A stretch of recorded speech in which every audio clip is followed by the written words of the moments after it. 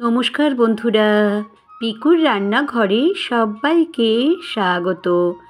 পৌষ পার্বণে পিঠে পুলি উৎসব কিন্তু প্রতিটি ঘরে ঘরে হয়েই থাকে। আর এই সময় আমরা নানা রকম পিঠে তৈরি করে খাই। আমিও কিন্তু বাড়িতে তৈরি করে ফেলেছিলাম জামাই আদর পিঠা নামে একটি পিঠার রেসিপি। এত সুন্দর খেতে হয়েছিল বন্ধুরা, তাই আপনাদের কাছে এই রেসিপিটা তৈরি করে দেখাবো। কোনো রকম চালের গুঁড়ি বা নারকেল গুড় ছাড়াই কিন্তু আমি এই রেসিপিটা তৈরি করে দেখাবো। চলুন বন্ধুরা, করে দেখানো যাক। একটা কড়ার মধ্যে লিকুইড দুধ নিয়ে নিলাম 1 কাপ। এবারে দুধটা কিন্তু পরিমাণে একটু বেশিই নেবেন, কোনো রকম জল দেবেন না, তাতে খেতে কিন্তু ভালো হবে না। এবার এর সাথে নিয়ে নিচ্ছি বড় 1 বাটি ময়দা। হ্যাঁ বন্ধুরা, ময়দা দিয়ে কিন্তু আমি এই পিঠার রেসিপিটা তৈরি করে দেখাবো। এবার 1 চামচ নুন দিয়ে দিলাম, দিয়ে ভালো করে দুধের সাথে ময়দাটাকে মিশিয়ে নেব।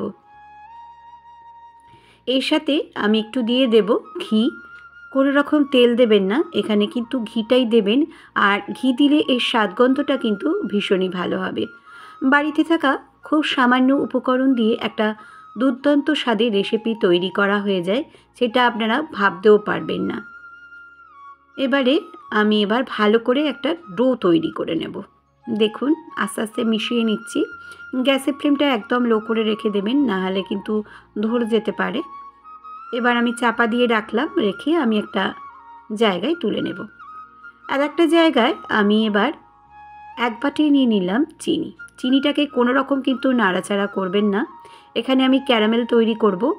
আর দেখুন একটু যখন চিনিটা লিকুইড হতে শুরু করলো, তখন কিন্তু আমি একটু নাড়াচাড়া করব।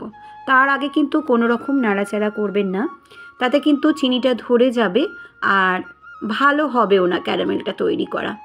আমি পুরো সম্পূর্ণ ভালোভাবে দেখিয়ে দিচ্ছি কিভাবে ক্যারামেলটা আপনারা তৈরি করবেন। এই যে দেখুন, আস্তে আস্তে রেখে দেবেন গ্যাসের ফ্লেমটা, আর ধৈর্য সহকারে 5 থেকে 8 মিনিট রাখবে এটা তৈরি করতে। একদম ক্যারামেল তৈরি হয়ে গেল দেখুন। এই সময় গ্যাসের ফ্লেমটা আস্তে করে রেখে অনবরত কিন্তু নাড়াচাড়া করে দিচ্ছি। এবার আমি দুধটা দিয়ে দিলাম এর মধ্যে। এখানে আমি 700 গ্রাম মতো দুধ নিয়েছি। যতটা পিঠা হবে ততটার পরিমাণে আপনারা কিন্তু নেবেন। নিয়ে ভালো করে নাড়াচাড়া করে নেব। এই যে দেখিয়ে দিচ্ছি। এবার আমি একটা থালার মধ্যে ওই ডোটাকে তুলে নিয়েছি। নিয়ে কিন্তু বেশ ভালো করে আমি মেখে নেব বা মুথে নেব। খুব ভালো করে কিন্তু এটা করবেন, আর মোলায়েম হবে এতটাই ভালো করে কিন্তু মাখতে হবে। এই সামান্য গুঁড়ি ছাড়াই যে ময়দা দিয়ে এত ভালো মজার একটা পিঠা তৈরি হয়, না খেলে বা বাড়িতে না তৈরি করলে আপনারা কিন্তু কিছুতেই বুঝতে পারবেন না। তাই আমার রিকোয়েস্ট রইলেও অবশ্যই রেসিপিটি তৈরি করবেন। দেখুন আমি কিন্তু একদম মোলায়েম করে মেখে নিয়ে এবারে আমি গোল গোল করে লেচি কেটে নেব। আপনাদেরকে দেখাচ্ছি কিভাবে আমি তৈরি করব। 2 হাতে কিন্তু তেল নিয়ে নিয়েছি, নিয়ে একটু একটু করে লেচি কেটে রাখলাম। রেখে আমি গোল করে নেব। প্রথমে আমি দেখিয়ে দিচ্ছি, আপনারা দেখতে থাকুন বন্ধুরা।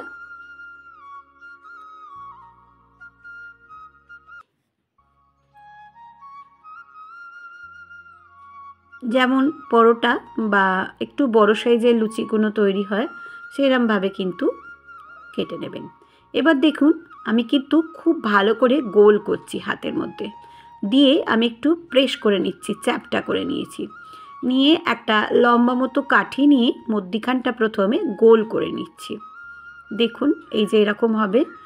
আর চামচের যে পেছন দিকটা দিয়ে আমি ফুল তৈরি করে নেব। দেখুন আপনারা হয়তো বুঝতে পারছেন কিনা আমি বলতে পারছি না, যতটা পেরেছি একা হাতে করেছি তাই দেখানোর আপনাদেরকে চেষ্টা করেছি। দেখুন কিরম সুন্দর ফুল হয়ে গেল। 5টা করে দাগ দিয়ে দেবেন, তাহলেই কিন্তু ফুল হয়ে যাবে, অত্যন্ত সহজ। এইবারে আবারও আমি গোল করে নিচ্ছি।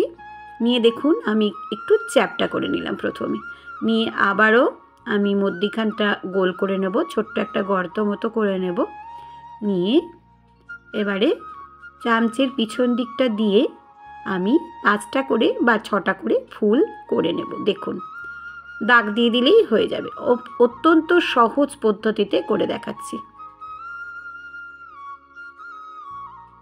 এইভাবে আমি কিন্তু সবকটি গড়ে নেব। আপনারা হয়তো বুঝতে পারছেন, এই যে দেখুন করে দেখালাম। আবারও আমি তৈরি করব। এইভাবে কিন্তু আমি প্রত্যেকটি তৈরি করে নেব পিঠা। এই রেসিপিটি যদি আপনাদের কাছে ভালো লেগে থাকে তাহলে সাবস্ক্রাইব, লাইক, শেয়ার করবেন। নিচে থাকা বেল বাটনটা প্রেস করে দেবেন যাতে নতুন নতুন রেসিপি বা ব্লগ আপনাদের কাছে প্রথমেই পৌঁছে যায়। সবকটি আমার তৈরি করা হয়ে গেছে। দেখুন কি সুন্দর দেখতে হচ্ছে, তাই না বন্ধুরা? আপনারা বাড়িতে কিন্তু অবশ্যই ট্রাই করবেন। এবার আমি দুধটা দেখে নিই। মাঝে মধ্যে কিন্তু আমাকে দেখতেই হচ্ছে গ্যাসের ফ্লেমটা আস্তে করে রেখে দুধটাকে মরিয়ে নিচ্ছি। সম্পূর্ণটা মরাবো না, তবু বেশ কিছুটা তো ঘন করতেই হবে। এবার একদিকে আমি কিন্তু তেল বসিয়ে নিয়েছি কড়ার মধ্যে। এবার এটা কিন্তু একটু ডুবো তেলে ভাজতে হবে, তাই জন্য তেলের পরিমাণটা একটু বেশি করেই নেবেন। একে একে সমস্ত পিঠাগুলিকে ছেড়ে দিচ্ছি। এই সময় গ্যাসের ফ্লেমটা কিন্তু একদম লো করে রাখবেন, না হলে কিন্তু ভেতরটা কাঁচা থেকে যাবে, ভালো করে কুকড হবে না। সেই জন্য দিয়ে দিলাম। এবার একে একে আস্তে করে এটা হতে থাক। এবার দেখুন আবারও আমি একটু নাড়াচাড়া করে নিচ্ছি দুধটা। এবারে আমি এর মধ্যে মিশিয়ে নেব গুঁড়ো দুধ, যেটা 10 টাকা দামের পাওয়া যায় সেইটা। গুঁড়ো দুধটা ভালো করে দিয়ে দিচ্ছি দুধের মধ্যে। এটা দিলে একটু টেস্টটা বেশি ভালো হয়, কিন্তু কোনো রকম আমি এলাচ বা কিছু দেব না, তাতে এই ক্যারামেলের গন্ধটা চলে যাবে আর ভালো লাগবে না। এদিকে দেখুন একদম ফুলে গিয়ে কীরকম বেশ ফুলে গেছে আর বড় বড় হয়ে গেছে। দেখুন ভীষণ ভালো হয়েছিল বন্ধুরা, আপনাদেরকে কি বলবো। সম্পূর্ণটা দেখবেন বন্ধুরা। এবার উলট পালট করে নিচ্ছি আমি, লাল লাল করে কিন্তু ভেজে নেব। অবশ্যই কিন্তু লাল লাল করে ভাজবেন। যত লাল করে ভাজবেন এর খেতে কিন্তু বেশি ভালো হবে তত। আবারও আমি উলট পালট করে ভেজে নিচ্ছি, একটু ধৈর্য সহকারে কিন্তু ভাজতে হবে। এই সময় গ্যাসের ফ্লেমটা আমি কিন্তু লো টু মাঝারি করে রেখে দিয়েছি। এবারে এই যে দেখুন একদম লাল হয়ে গেছে। এবার আমি তেল ঝরিয়ে একটি প্লেটের মধ্যে তুলে রাখব। পরের ব্যাচেরগুলোও আমি দিয়ে দিচ্ছি। আমার ফেসবুক, ইনস্টাগ্রামে পিকুর রান্নাঘর আছে, চাইলে আপনারা সেখানেও কিন্তু সদস্য হয়ে যেতে পারেন। এই যে দেখুন সবকটি আমার গড়া হয়ে গেছে, ভাজা হয়ে গেছে পিঠেগুলোকে। কি সহজে চটজলদি হয়ে গেল, তাই না বন্ধুরা? এবারে আমি দুধটাকে একটু দেখে নিই। দুধটা কিন্তু আমি বন্ধ করে রেখেছি। দুধটা খুলে দেখিয়ে দিচ্ছি। দেখুন কত সুন্দর লাল দেখতে হয়েছে। এবার একে একে পিঠেগুলিকে ছেড়ে দিলাম, দিয়ে 10 থেকে 15 মিনিট আমি স্ট্যান্ডিং টাইম করে রেখে দেব। বেশিক্ষণ রাখার দরকার হবে না। এত সুন্দর নরম তুলতুলে হয় পিঠাটা বন্ধুরা, সেটাও আপনাদেরকে আমি দেখিয়ে দেব। 10-15 মিনিট বাদে আমি ফিরে আসছি আপনাদের কাছে।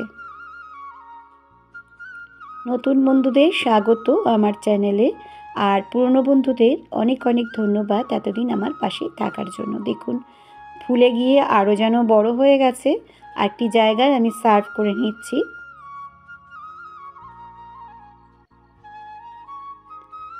কি সুন্দর দেখতে হয়েছে, তাই না বন্ধুরা? শুধু দেখতে নয়, খেতেও কিন্তু অসম্ভব ভালো হয়েছিল। সবাই বাড়িতেই এই জামাই আদর পিঠা রেসিপিটি ট্রাই করবেন। আমি একটা ডিশের মধ্যে তুলে নিয়েছি। একটা পিঠে আপনাদেরকে কেটে দেখাচ্ছি। দেখুন কতটা নরম হয়েছিল, ভীষণই সফট হয়েছিল, অপূর্ব। কোনো রকম ঝামেলা ছাড়াই কিন্তু এই পিঠাটা তৈরি করে ফেললাম।